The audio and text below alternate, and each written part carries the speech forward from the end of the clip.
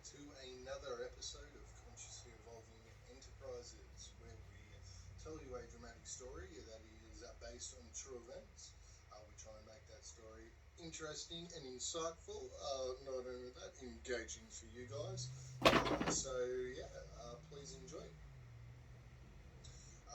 Anyway, this one is about a young fella left home alone, which we're all excited to do when we're young men. We're going to describe what the situation was for this young guy, and please enjoy. Anyways, one day young Ryan's left at home after the parents decide that they're going to go and pick up their new car. So anyway, the new car was obviously a second-hand four-wheel drive, sedan looking type thing, and the family was very excited to go and get it. So anyway, young Ryan's parents decide they're going to pack up themselves and the young newborn sister and the older sister at the time. They decide they're going to pack up the family and they're going to go and pick up this new car. And they're all excited about it, and young Ryan wants to stay home. Anyways, he wants to stay home because he just got this brand new art kit. Anyway, the art kit had everything a young man would want to draw, colour, design, all that stuff that was in it. One of those lovely old art kits, all the colours of rainbows in there, textures, crayons and pencils and everything else. So anyway, he's excited, he's got paper and he's like, nah, mum, dad, I'd rather stay home. I just want to draw, man. And he's got his G.I. Joes on the table and he's really excited. I just want to stay home. Oh, family's all, excited to go and pick up the car. Nah, it's all right. Anyways, they say, yeah, okay, mate, you want to be a big boy and stay home all by yourself? Alrighty then, you can do that. We won't be long, we'll be about 45 minutes. It's only Mount Druitt at the time. We're at Shelby/Wilmot. So they go and pick up the car, and they've gone. I believe the neighbour might have even been dropping them up there to go and pick it up, and that's why there wasn't a seat available for young Ryan, some situation like that. And he was happy to stay at home. Anyway, sitting at the table, after the parents left, 15 minutes in or whatnot, young Ryan's there and he's playing with his art kit and he's colouring in, having the time of his life. He's got his G.I. Joes, and even young G.I. Joes having a go at colouring in and drawing dragons and whatever else the imagination has evolved for that young man. And anyway, he's just colouring in and having his go, all excited at home. So he kind of gets a tingling feeling, all the hairs stand up on end, and he looks down his arm, cold breeze comes over the shoulder, looks at his arms, and goosebumps come over him. What was that? And as he's looked from his arms, his eyes have gazed up in what was the hallway leading into the bathroom. And in that bathroom gaze there, he could see this shadow mist had gone through the hallway and into the bathroom. Full body apparition from head to toe. Like mist type thing, could see straight through it, and he's just double blinked and gone, whoa, what was that? What was that? The hair's still standing on end. The air's kind of static at this time, and he's thinking, this is scary. This is scary. That was something. I've just seen something. And he's, what? I'm going to grab G.I. Joe. I'm just going to back out the door. Back out the door. And as that's happening, the feeling in his arms and that static in the air, and it gets heavier. You can feel like electricity in the air. So he's backed his way out the door. He's thinking, no, I'll just go. I'm just going to go. Big boy, well, I was going way outside. So he thinks, I'm going to get away as far away the house as I can as I'm allowed to. So he goes all the way out to the letterbox. This is a good, it's probably, 15 metres from the house, normal kind of size front yard for the western suburbs in the time. Young Ryan's out there and he's next to the letterbox and he's playing with his G.I. Joe through the grass. Bam, bam, bam. He's good to cover it, and he's playing away. And then he looks up at the window, the front window next to the front door there. And the Venetian blind, the old split blinds, the Venetian ones that hang down, he looks up and you can only describe what he can see is his mother's face looking at him between those Venetian blinds. And it's staring straight at him, big brown eyes, brown face like his mother, curly black hair, looking right at him, staring at him. And he just looks back down at the grass and he's thinking, no, that can't be true. I know mum isn't home. I know she's out there and I know she's picking up the new car with dad. That is not mum. Oh my God, and he looks up again from under his eyebrows, you can still see there and he's staring at him. staring at him. He's going, oh, yeah, I'm scared now. What is that? No, I can't run away. I can't run away because I'm not allowed to. I'll be missing. Like, can't even go to the neighbour's house at the moment. Oh my gosh. So he's like, just won't look at it. Won't look at it. So he's not making eye contact with it. Continues to play with his cars, and next his job. And the next thing you know, old neighbour Nicole, she lives across the street in this big old cul-de-sac that they live at.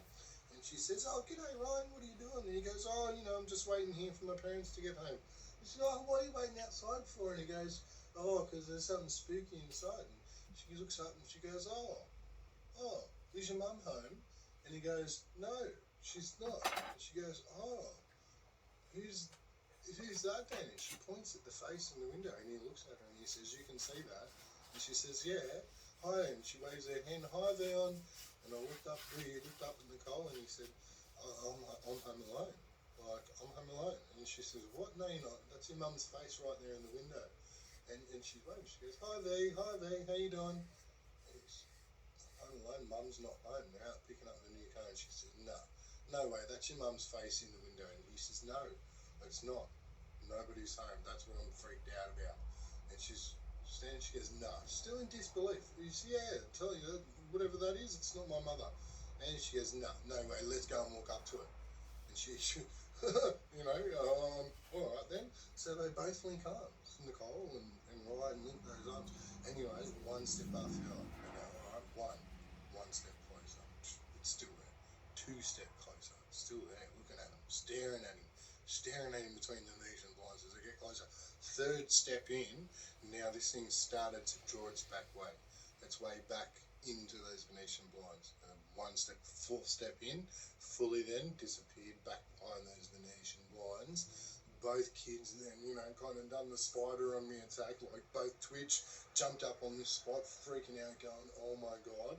Almost instantly after that, both standing there in, that kind of, arachnophobic moment. Then the parents pull up in this brand new four-wheel drive sedan looking thing, hanging out the windows, all, "Woo, look at us in our new car." Like, and then, Ryan runs up and he says, "I've just seen this." Like, they're not wanting to listen, they just got their new car. And then they're dismissing him. He's going, "No, listen, guys, I've just seen something really scary inside." Nicole's there going, "I seen it. It was your mum's face. It was Theon. It was her face in the window." And then, the father's there and he's going, "No, come on, guys, what? No, come on, look at the new car, no, don't worry about it. We've got this new car." And pretty much dismissed Ryan and Nicole from that whole thing. Anyway, later on that night, after, the excitement of the cars cooled down and all that, new car, Ryan brings it up again. He says, "Mum, look, I really need to tell you, I'm serious about what I seen." And at that moment, they both heard a baby crying. Now, they're looking at the baby sister Stephanie there, and she's right next to them. She's in the cot, and they can hear another baby crying. And they think, "What? That's got to be a neighbour. Seriously, it's got to be a neighbour." And they like look around the house, and they're going, "What?" Now, I'm talking the father's looking as well. He's looking around, going, "What is that? That's in the house." He's saying, "That's in the house." "No." And, V's going, "No.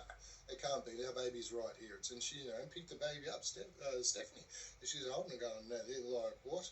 And, Natasha's sitting there going, Mum, something's wrong. Something's up, Anyway, so, Dad's kind of gone and protective, mate. He's like, "Whatever you are, wherever you are, you're not welcome here." And then things kind of went silent for a sec.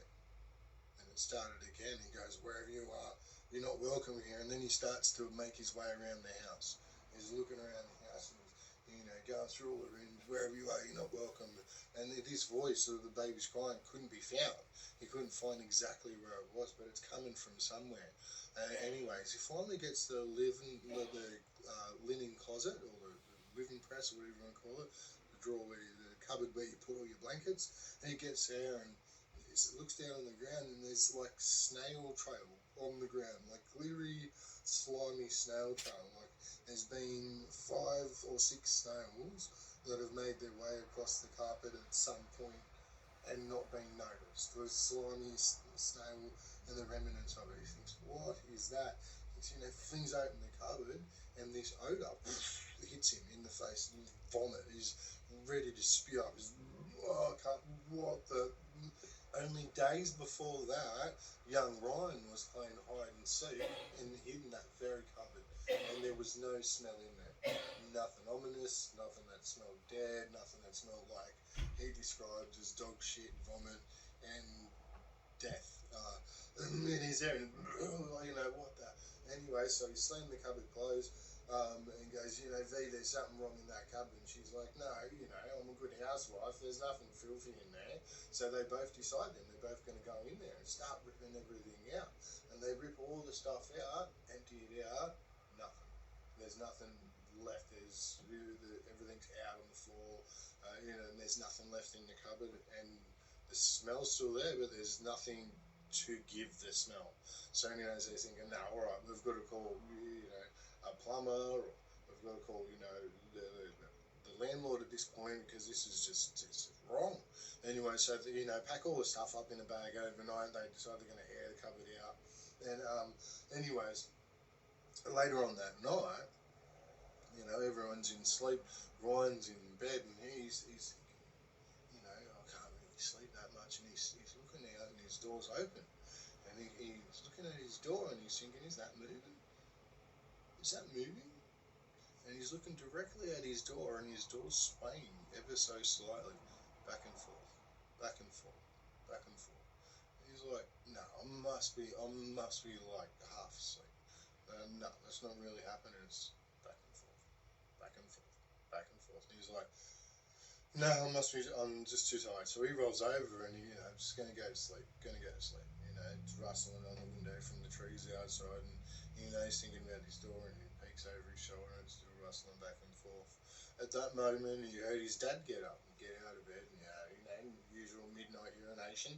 And his dad walks past like nothing else. The door's open. Anyways, walks in, does his business at the same time, Anyways, he's coming back across, and I remember his shadow kind of passing and then coming back. And then young Ryan's like, I remember his shadow, like, he passed, and then he took 2 steps back, and I was kind of thinking, do I look? Am I in trouble because I'm not asleep?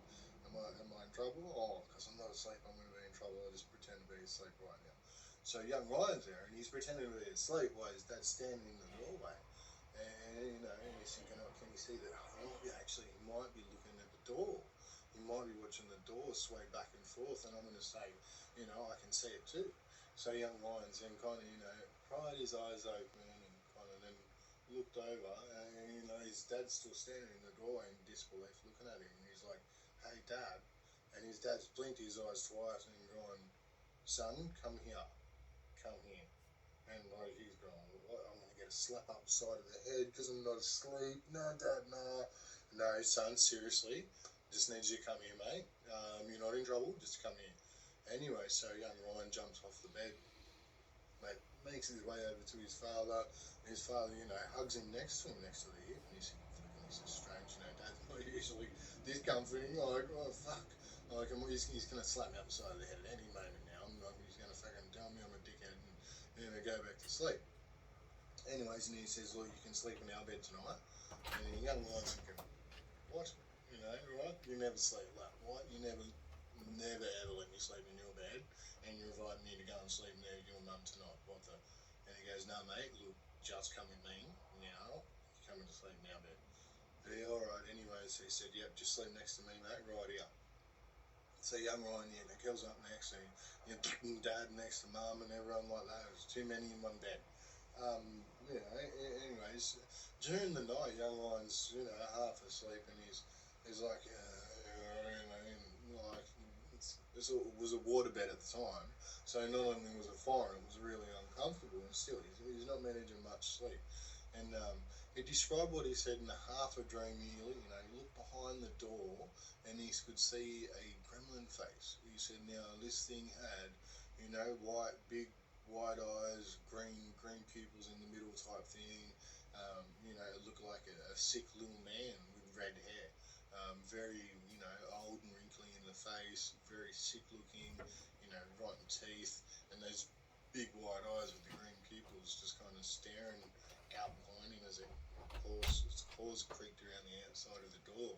And, he's kind of shitting himself at this time, he's going, oh my God, like, no, I'm not tripping. This is something like, oh my god. So he rolls over and he's just thinking, no, face in the pillow, face in the pillow. Just get through tonight, get through tonight. So anyway, so he does. Puts his face in the pillow and he just thinks, you know what, that's it. I'm going to get through tonight. So he does. Waking up the next morning, a bit refreshed, thinking, got a couple of hours sleep in. Anyway, his dad's there, and dad's having coffee, bleep big time for Ryan. Sister is normal, mum's in the kitchen. And he says, mate, look, do you know why you needed to jump in my bed last night? And young Ryan says, nah, Dad, why? Why is that? I thought I was in trouble because I couldn't sleep.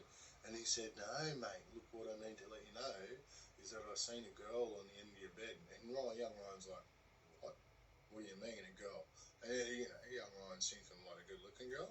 And he goes, no, I'd seen her and she had, long red hair. And he said half her face was burnt and she was in a white nightgown and she was just sitting there and she was smiling at me. And young Ryan's kind of just froze inside going, like, I know something was up that night. I knew, like, something was wrong.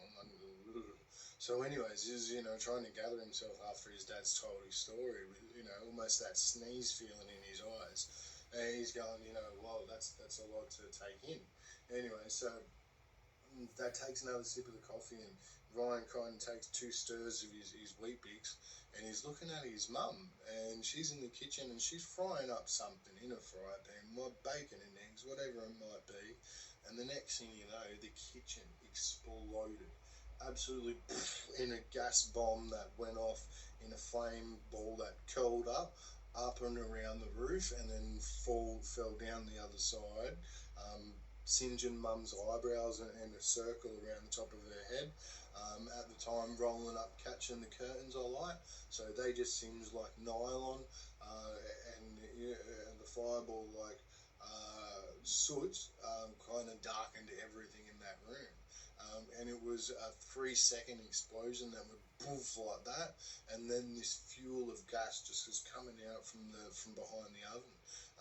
And we're just like all looking at each other, all in this moment of what just happened. Like our ears are gone, we're looking and we're going, what is this?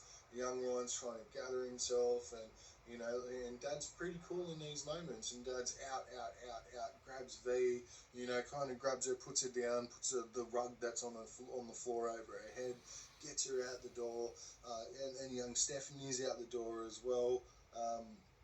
And Ryan's out there and they're watching their house burn down. This kitchen's on fire, full of blaze. They can hear the ambulance coming in the far ground, and they can hear someone almost inside saying, "Get the child out, get the child out." And they're like looking around, and they're going, "No, all of our children are here." And this voice continues to say, "Get the child out, get the child out." And they're like looking around. And this is all the neighbours that are gathering and looking at the fire, and they're looking at each other going, we're not the ones saying this. Is there somebody who's still in that fire? And, someone yells out, is there somebody still in there? And then the voice says, get the child out, get the child out. And then, the fire brigade come rolling down the street and it overpowers whatever other sounds they can hear. And they kind of told the fire brigade, look, we think there's someone still in there. Everyone's accounted for that was in this fire, in this explosion. Anyways, and we can still hear someone. Fire brigade goes in, they put the fire out, and they explain that there was actually a gas bubble in the line, and that bubble built up until the point where the bubble and the rubber exploded, and when that gas hit the flame, obviously an explosion happened, and then actually ignited the rest of the line, fueling the fire that happened. Anyways, there was no one else inside, as they described. They put the fire out, and that was the cause of the fire. And kind of the family after that, a bit hesitant to continue to live there. So they did apply for a transfer to go at another place not long after that. But it took a few months of living in our household and a few more of these supernatural coincidences happening before they got to move out. And young Ryan was quite in a state of development, of imagination, and not only that, he also was aware of what was going on amongst him in that house. So he started to recognise some of the signs and, the things that were going on, and started to, tell, his family about them, his mother and his father, because they were believing, they weren't now being dismissive as they first were. Thank you very much, ladies and gentlemen. I hope you enjoyed our story for the night. Please leave your feedback, your comments, or whatever you'd like. Cheers. Welcome